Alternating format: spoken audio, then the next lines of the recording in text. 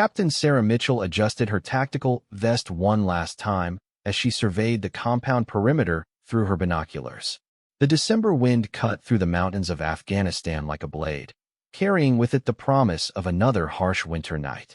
She had been counting down the days until her rotation ended, until she could board that transport plane and, finally, head home for Christmas.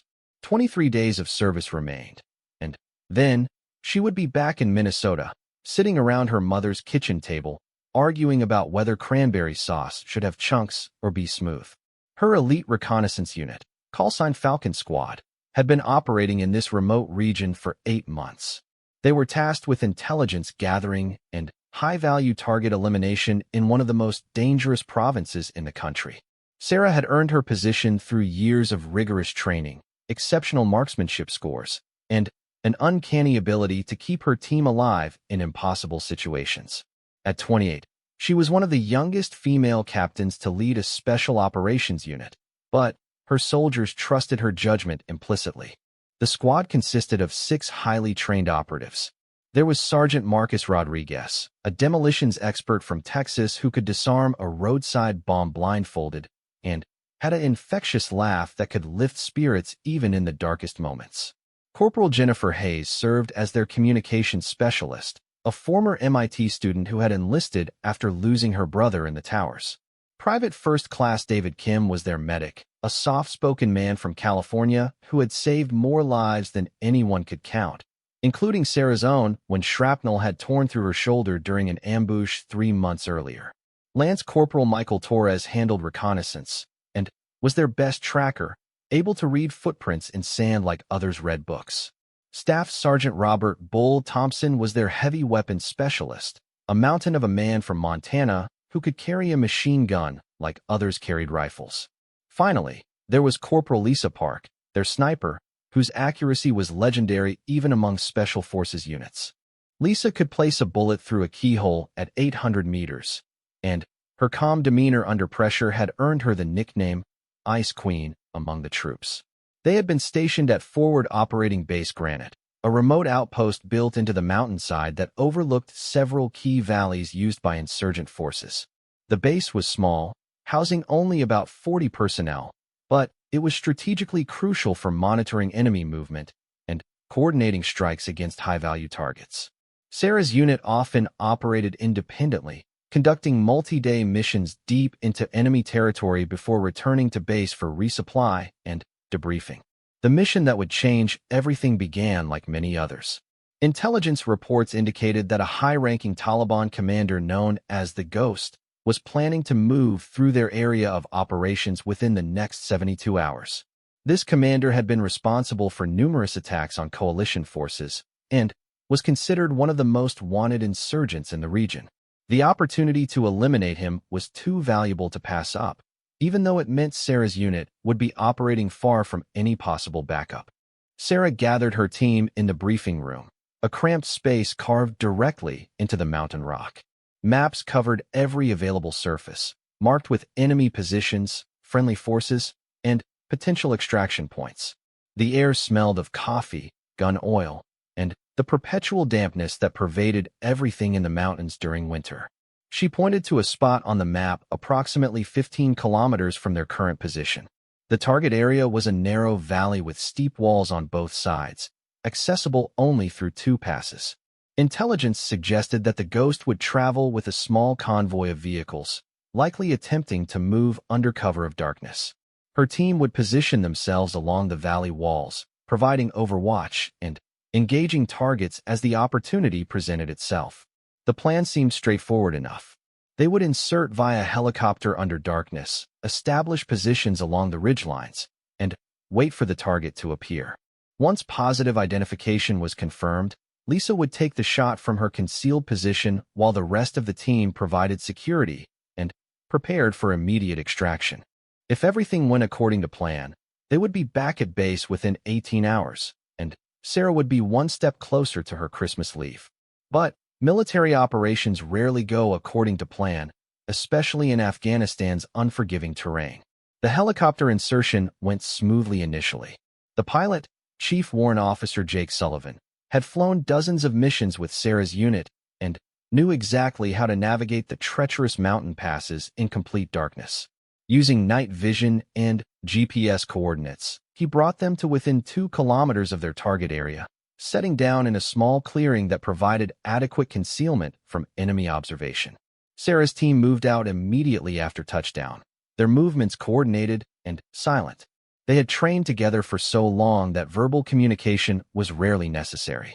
Hand signals and predetermined routes guided them through the rocky terrain toward their objective. Each soldier carried approximately 60 pounds of gear, including ammunition, communications equipment, medical supplies, and enough food and water for a 3-day mission if extraction was delayed. The terrain proved more challenging than anticipated. What appeared on satellite imagery to be manageable slopes turned out to be loose shale and crumbling rock that threatened to give way under their weight. Progress was slower than planned, and by the time they reached their planned positions, they had only 2 hours before dawn. Sarah made the tactical decision to modify their approach, positioning the team closer to the valley floor than originally intended but still maintaining adequate fields of fire and escape routes. Lisa established her sniper position on the eastern ridge, approximately 600 meters from the likely target area. She had clear lines of sight down the valley in both directions, and multiple concealed positions she could move between if necessary. Her rifle, a custom-built precision weapon chambered in .338 Lapua Magnum, was capable of engaging targets at extreme range with devastating accuracy. She settled into her hide, a carefully constructed position that provided both concealment and protection while allowing her to observe and engage targets throughout the valley. The rest of the team positioned themselves in support roles. Marcus and Bull established a heavy weapons position that could provide covering fire if the mission went sideways. Jennifer set up the communications array that would maintain contact with their headquarters and coordinate extraction when the time came. David positioned himself centrally, where he could quickly reach any team member who might need medical attention. Michael moved to an observation post that provided early warning of enemy movement from both directions. Sarah took position where she could observe the entire operation and make tactical decisions as the situation developed. She carried a compact assault rifle and enough ammunition to fight their way out if necessary, but her primary responsibility was coordinating her team's actions and ensuring their safe extraction once the mission was complete. As dawn broke over the mountains, painting the sky in shades of pink and gold, Sarah felt a familiar mixture of tension and anticipation. Somewhere in the distance, their target was beginning his journey through these mountains, unaware that 6 American soldiers waited patiently for his arrival. The hunter had become the hunted, and Sarah's team was ready to execute their mission with the precision and professionalism that had kept them alive through countless previous operations. But, in the back of her mind, she couldn't shake the feeling that something was different about this mission. Perhaps it was the isolation of their position, or the unusual intelligence patterns that had led them to this place, or simply the accumulated stress of months in combat. Whatever the source of her unease, Sarah pushed it aside and focused on the task at hand. Her soldiers were depending on her leadership, and she would not let them down. The morning hours passed slowly as they maintained their positions and watched for signs of enemy movement. The valley remained quiet except for the occasional bird or the distant sound of whine through the rocks. Jennifer monitored radio communications, listening for any updates from headquarters or changes to their mission parameters. So far, everything remained on schedule and according to plan. It was Marcus who first spotted movement in the distance. A small dust cloud appeared on the southern approach to the valley, barely visible in the morning light. Through her binoculars, Sarah could make out several vehicles moving slowly along the rough mountain road. The convoy matched the description provided in their intelligence briefing. 3 vehicles, likely carrying between 12 and 15 insurgents, moving with the cautious pace of experienced fighters who knew they were in dangerous territory. Sarah passed word to her team through their secure communications system. Each soldier acknowledged the update and prepared for action. Lisa adjusted her position slightly to get the best possible angle on the approaching convoy. Marcus and Bull verified their fields of fire and prepared to engage any targets that might escape the initial sniper shot. Jennifer coordinated with headquarters to confirm that extraction would be ready once their mission was complete. The convoy entered the kill zone exactly as predicted. The vehicles moved in single file, maintaining significant distance between each one to minimize damage from potential roadside explosives. Sarah observed the lead vehicle through her scope, searching for positive identification of their primary target. Intelligence photos had shown the ghost to be a tall man with a distinctive beard and a preference for riding in the passenger seat of the lead vehicle, where he could maintain visual contact with his surroundings. Through her binoculars, Sarah could see a figure in the front passenger seat who matched their target description. She passed this information to Lisa, who confirmed that she had a clear shot and was ready to engage on command. The range was approximately 700 meters, well within Lisa's capabilities even in the challenging mountain environment. Sarah gave the final authorization to engage. Lisa's rifle spoke once, the sound echoing off the valley walls like thunder.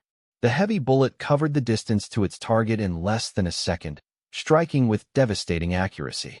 The convoy immediately erupted into chaos as the remaining insurgents scrambled for cover and tried to identify the source of the attack. But something was wrong. Instead of the confused panic Sarah expected to see, the insurgents moved with military precision and discipline. They deployed from their vehicles in coordinated fashion, establishing defensive positions and returning fire toward the ridgelines with an accuracy that suggested professional training. This was not the ragtag group of fighters they had been briefed to expect. Sarah realized with growing alarm that they had walked into a carefully planned trap. The realization hit Sarah like a physical blow to the chest. The insurgents below weren't scrambling in confusion as expected. Instead, they moved with the practiced efficiency of professional soldiers, immediately taking cover behind their vehicles and rocks while others began climbing the valley walls toward her team's positions. Worse still, she could hear the distinctive whine of more vehicles approaching from both ends of the valley. They were being surrounded. Jennifer's voice crackled through Sarah's earpiece with devastating news. The communications specialist had been monitoring enemy radio traffic and discovered that their operation had been compromised from the beginning. The ghost wasn't just traveling through this valley. He had known they were coming and had prepared an elaborate ambush. Intelligence later suggested that their mission details had been leaked, though they would never learn whether through human error, electronic surveillance, or betrayal. Sarah's mind raced through their options. The terrain that had seemed advantageous for their sniper mission now worked against them. The steep valley walls that provided excellent fields of fire also limited their escape routes. The nearest extraction point was over 3 kilometers away across difficult terrain, and enemy reinforcements were arriving faster than anticipated. She had to make decisions quickly, or her entire team would be captured or killed. The first priority was relocating Lisa from her exposed sniper position. The enemy had quickly identified the general area where the shot had come from and were directing concentrated fire toward the eastern ridge. Rocks and shrapnel filled the air around Lisa's position as enemy marksmen attempted to pin her down while assault teams climbed toward her location. Sarah ordered Lisa to abandon her current position and move to a secondary hide that offered better concealment, but limited fields of fire. Lisa acknowledged the order and began her movement, but the enemy had anticipated this as well. As she tried to relocate, a well-placed shot from an enemy sniper struck her in the shoulder, spinning her around and sending her rifle tumbling down the rocky slope. She managed to dive behind a boulder, but blood was already soaking through her uniform, and she was effectively trapped in a position with no escape route. David immediately volunteered to move to Lisa's position and provide medical aid, but Sarah couldn't risk losing their medic in what was clearly a coordinated enemy operation. Instead, she ordered Marcus to provide covering fire while she personally moved to extract Lisa. It was a dangerous decision that violated standard tactical procedures, but Sarah wasn't willing to abandon any member of her team. The movement to Lisa's position took Sarah across 50 meters of exposed terrain under heavy enemy fire.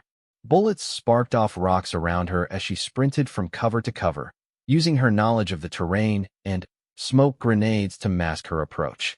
When she reached Lisa's position, she found her sniper conscious but weakening from blood loss. The bullet had passed through Lisa's shoulder without striking bone, but had severed several blood vessels that needed immediate attention. Sarah applied a pressure bandage and administered a dose of morphine from her medical kit, while enemy fighters continued their advance up the valley walls. She could hear voices speaking in Pashto getting closer, and occasional glimpses of movement suggested that the enemy assault teams were only minutes away from overrunning their position. Lisa was in no condition to walk, let alone navigate the treacherous mountain terrain to their extraction point. Meanwhile, the rest of Sarah's team was fighting a desperate holding action against overwhelming odds. Marcus and Bull had established an improvised defensive position and were engaging enemy fighters with disciplined bursts of automatic weapons fire.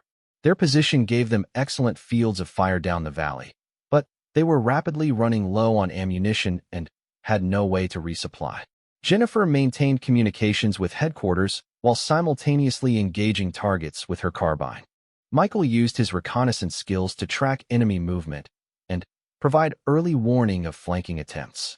The situation deteriorated rapidly as more enemy reinforcements arrived. Sarah counted at least 40 fighters, far more than the small group they had been briefed to expect.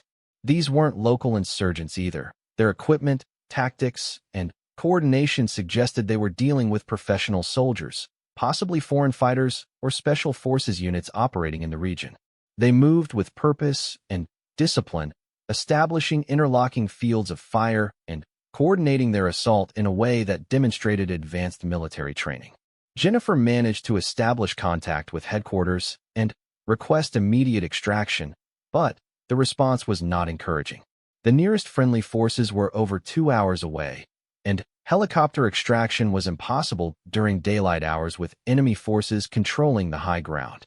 Sarah's team was effectively on their own until nightfall, assuming they could survive that long against a numerically superior and well-equipped enemy force. Sarah made the tactical decision to consolidate her team's position rather than attempt a fighting withdrawal across open terrain. She ordered Marcus, Bull, Jennifer, and Michael to fall back to a defensive position near her location with Lisa.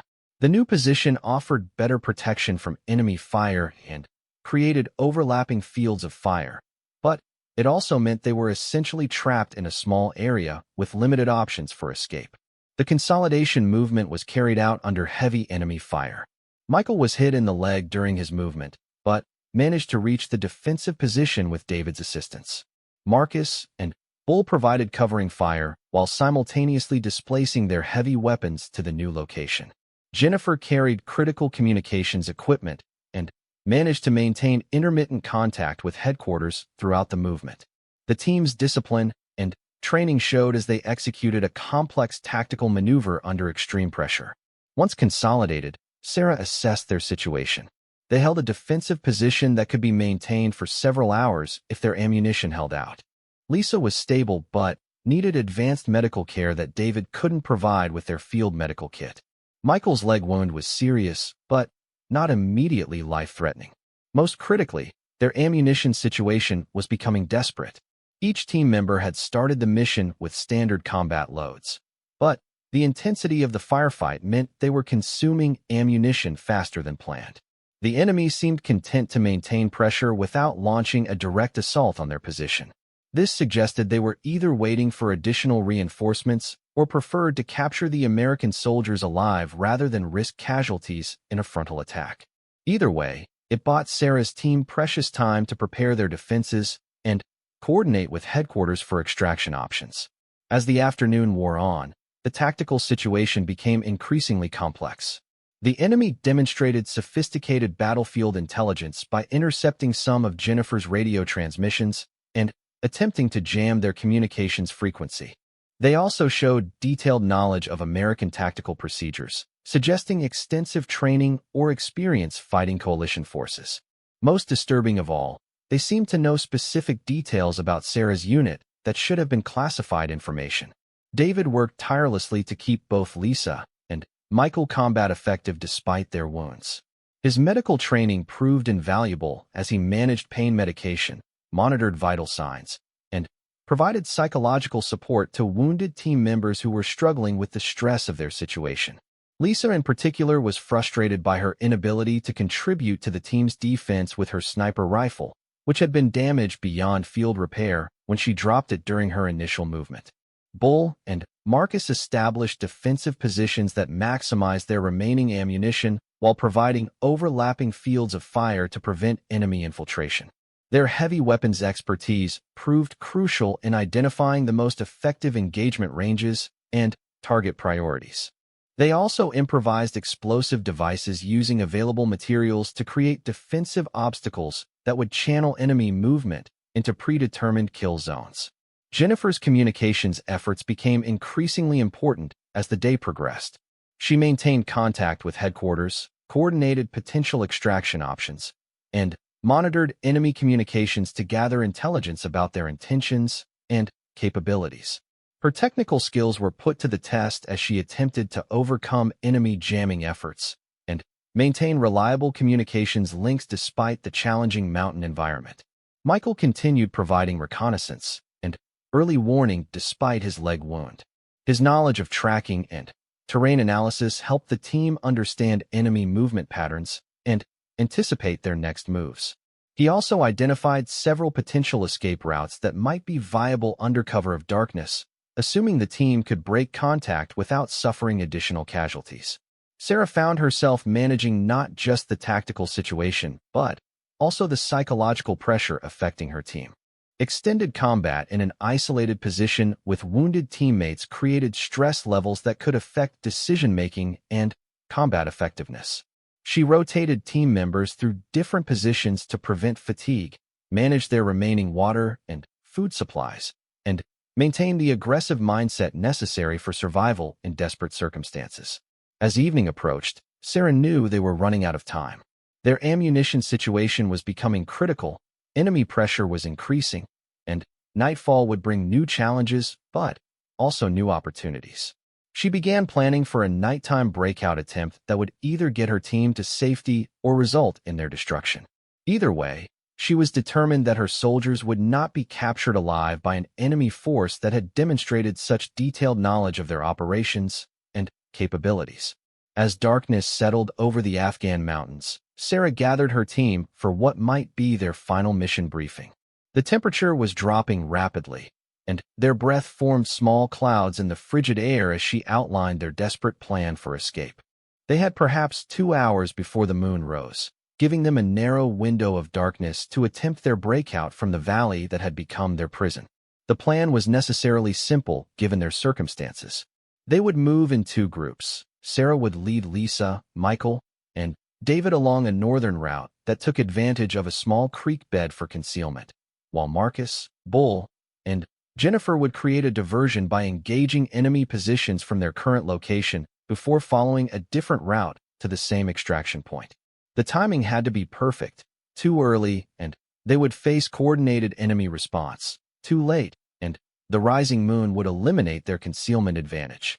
Jennifer had managed to establish intermittent contact with headquarters and learned that a helicopter extraction was possible, but only if they could reach a landing zone approximately 4 kilometers from their current position. The route crossed exposed terrain that would normally be suicide to traverse, but their only alternative was remaining in place until they ran out of ammunition or were overrun by superior numbers. David had done everything possible to prepare their wounded teammates for the arduous journey ahead. He had administered additional pain medication to both Lisa and Michael, applied fresh bandages to their wounds, and distributed the team's remaining medical supplies in case they became separated during the escape attempt. Lisa insisted she could walk despite her shoulder wound, and Michael's leg injury, while painful, didn't prevent movement if he could lean on someone for support. The weapons and ammunition situation forced difficult choices about what equipment to carry and what to leave behind. Each team member would carry only essential weapons, ammunition, and survival gear. Marcus reluctantly abandoned his heavy machine gun in favor of a lighter automatic rifle that would be more manageable during their cross-country movement. Lisa's damaged sniper rifle was left behind, but she carried a backup carbine that would serve for close-range engagements if necessary. Sarah distributed their remaining ammunition evenly among the team members, calculating that each person had approximately 60 rounds for their primary weapon plus whatever secondary ammunition they possessed for sidearms. It wasn't much for a 4-kilometer movement through enemy-controlled territory, but it would have to suffice. She also ensured that each person carried emergency signaling devices and survival equipment in case they became separated during the escape attempt. The first phase of their plan involved Marcus, Bull, and Jennifer creating a substantial diversion to draw enemy attention away from the northern escape route. They would use their remaining explosive devices and concentrated automatic weapons fire to simulate a larger force attempting to break out toward the south. The diversion would need to be convincing enough to draw significant enemy resources while being sustainable long enough for Sarah's group to clear the immediate area. At exactly 2,100 hours, the diversion began. Marcus and Bull opened fire with sustained bursts from multiple positions, creating the impression of a coordinated assault against enemy positions on the southern valley wall. Jennifer used her technical expertise to broadcast false radio traffic suggesting that reinforcements were approaching from that direction. The ruse worked perfectly as enemy forces immediately shifted to counter what they perceived as the main American breakout attempt. Sarah's group used the confusion to begin their movement along the creek bed. The terrain was treacherous in complete darkness, with loose rocks and hidden obstacles that threatened to cause injury or noise that would reveal their position. Sarah led the way, using night vision equipment to navigate while David and Michael followed with Lisa between them for support. Their movement was painfully slow, but stealth was more important than speed during this critical phase. The creek bed provided excellent concealment for the first kilometer, but then opened into more exposed terrain where they would be vulnerable to detection. Sarah called a halt to reassess their route and coordinate with the diversion team. Marcus reported that their ruse was still working, but they were taking casualties and couldn't maintain their current rate of fire much longer. Enemy forces were beginning to probe their position more aggressively, suggesting that the deception might soon be discovered. Sarah made the decision to accelerate their movement across the exposed ground, accepting increased risk of detection in exchange for reaching cover before the diversion collapsed. The next phase of their escape would take them across a series of low ridges where enemy observation posts might spot them, but there was no alternative route that wouldn't take too long to traverse. The movement across exposed terrain tested every skill the team had developed during months of operations in Afghanistan. They moved in single file, with Sarah navigating using GPS coordinates and terrain features barely visible in the darkness. Each step had to be carefully placed to avoid loose rocks or other hazards that might create noise. When enemy flares occasionally illuminated the area, they froze in place and relied on their camouflage and training to remain undetected. David's medical expertise proved crucial during this phase as both wounded team members began showing signs of exhaustion and blood loss despite the pain medication. He monitored their condition carefully and made adjustments to their movement pace and rest intervals to prevent medical emergencies that would compromise the entire team. Lisa in particular was struggling with her shoulder wound, but she refused to slow their progress or request additional medical attention. Behind them, the sounds of combat were intensifying as Marcus, Bull, and Jennifer fought their desperate holding action. Radio communications became sporadic as enemy jamming increased, but Sarah occasionally received updates indicating that the diversion was still effective. However, she knew that her teammates couldn't maintain their current position indefinitely against overwhelming odds. The success of the entire escape depended on reaching the extraction point before the diversion collapsed. As they approached the halfway point of their route, Sarah received devastating news through her earpiece.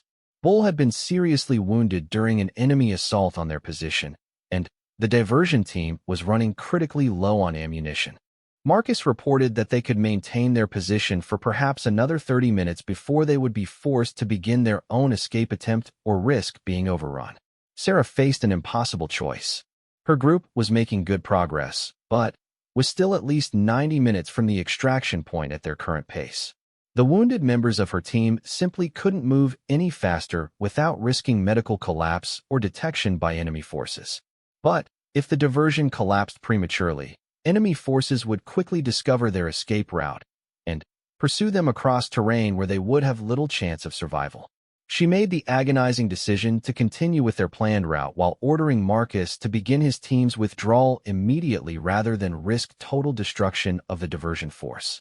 It meant that enemy pursuit would begin sooner than planned, but it also meant that at least some members of her unit might survive to fight another day. The final phase of their escape took them through the most dangerous terrain yet encountered. They had to cross two major ridgelines where enemy observation posts had clear fields of view for several kilometers in every direction. The only advantage was that the same terrain features that made them vulnerable to observation also provided natural cover from direct fire if they were detected. Sarah's leadership skills were tested to their absolute limits during this phase. She had to maintain team cohesion and morale despite overwhelming odds, manage the medical condition of wounded teammates, navigate treacherous terrain in darkness, and make tactical decisions that would determine whether any of them survived to see Christmas morning. The weight of responsibility for her soldiers' lives was almost overwhelming, but she drew strength from their trust in her judgment and their determination to complete the mission. David's condition was deteriorating as they approached the final approach to the extraction point. The combination of his own fatigue, the stress of caring for wounded teammates, and the physical demands of their cross-country movement was taking a toll on the medic who had kept them all alive through countless previous missions. Sarah redistributed his equipment among the other team members and assigned Michael to monitor David's condition despite Michael's own leg wound. When they finally reached the extraction landing zone, Sarah was relieved to discover that Marcus, Jennifer, and a seriously wounded Bull had somehow managed to reach the same location through their alternate route.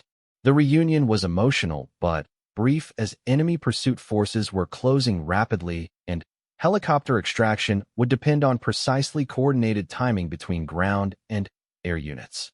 The helicopter pilot, Chief Warrant Officer Sullivan, proved once again why he was considered one of the best in the theater of operations. He brought his aircraft into the landing zone under heavy enemy fire, maintained position while the wounded soldiers were loaded aboard, and executed a tactical departure that avoided several ground-to-air missiles launched by pursuing enemy forces. As the helicopter climbed into the safety of the night sky, Sarah looked back at the valley where they had fought for their lives against overwhelming odds. She thought about the intelligence failure that had nearly cost them everything, about the soldiers who had trusted her leadership in impossible circumstances, and about the Christmas that had almost never happened for any of them. Bull survived his wounds after extensive surgery at a military hospital in Germany. Lisa's shoulder healed completely, and she returned to active duty with full use of her arm. Michael's leg wound required several months of rehabilitation, but he also made a complete recovery. The investigation into the intelligence failure revealed systematic security breaches that led to significant changes in operational procedures. Sarah completed her rotation and returned home to Minnesota for Christmas as originally planned. But the experience in that Afghan valley had changed her in ways that would take years to fully understand. She had learned lessons about leadership, sacrifice, and the true cost of military service that couldn't be taught in any training program. More importantly, she had brought her soldiers home alive against impossible odds, and that accomplishment would sustain her through whatever challenges lay ahead in her military career. The mission report classified the operation as a tactical success despite the intelligence failures and near-catastrophic casualties. The enemy ambush had been defeated, several high-value targets had been eliminated, and valuable intelligence had been gathered about enemy capabilities and tactics. But for Sarah and her team, the true measure of success was simpler. They had survived when survival seemed impossible, and they had done it together as a unit that refused to abandon any of its members regardless of the cost. Years later, when Sarah had achieved higher rank and greater responsibilities, she would look back on that December night in Afghanistan as the defining moment of her military career. It was the night she learned that true leadership isn't about making perfect decisions or following flawless plans. It's about maintaining hope and determination in the face of impossible odds, about making difficult choices when every option involves unacceptable risks, and about never giving up on the soldiers who have placed their trust in your judgment and your commitment to bringing them home safely.